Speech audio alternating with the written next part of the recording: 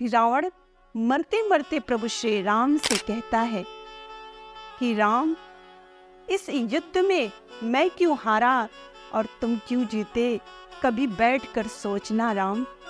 ये ऐसा नहीं है कि शक्ति तुम्हारे अंदर ज्यादा थी इसलिए तुम जीते, शक्ति तो मेरे अंदर ज्यादा थी। और ये सोचो कि तुम ज्यादा वैभवशाली थे तो मेरी लंका तो सोने की थी, तुम्हारा सिंहासन भी सोने का ना होगा राम।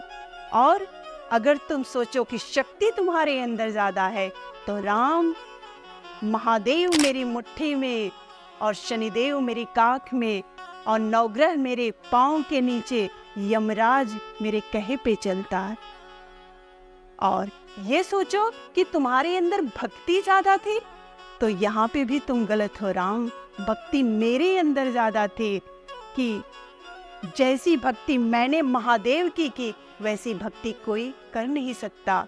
मरते मरते गजब का संदेश रावण इस मानव जाति को, प्राणी मात्र को, घर घर में रहने वाले भाइयों को एक प्रेम का संदेश दे के गया कि राम, कभी बैठना और सोचना तुम क्यों जीते और मैं क्यों हारा। आज तुम जीत के बैठे हो और मैं मर रहा हूँ। राम, सोचना कभी।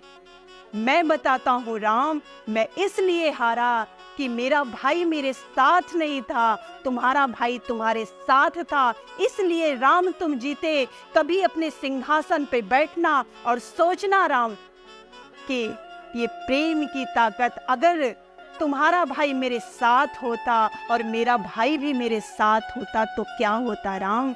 ये है प्रेम की ताकत, ये है एकता की ताकत। जिस देश में, जिस राष्ट्र में, जिस घर में, जिस कुटुंब में, जिस परिवार में ये एकता की ताकत होती है, ये प्रेम से रहने की ताकत होती है, मानवता की ताकत होती, उसे कोई हरा नहीं सकता राम। और एक बार अंकों में लड़ाई हुई और 9 ने 8 को मारा, 8 ने 7 को मारा, 7 ने 6 को मारा, 6 ने 5 को मारा, 5 ने 4 को मारा, 4 ने 3 को मारा, 3 ने 2 को मारा और 2 जैसे ही 1 को मारने को हुआ, एक झट से 0 के पास चला गया और कहा, मेरे भाई आ मुझे गले से लगा ले।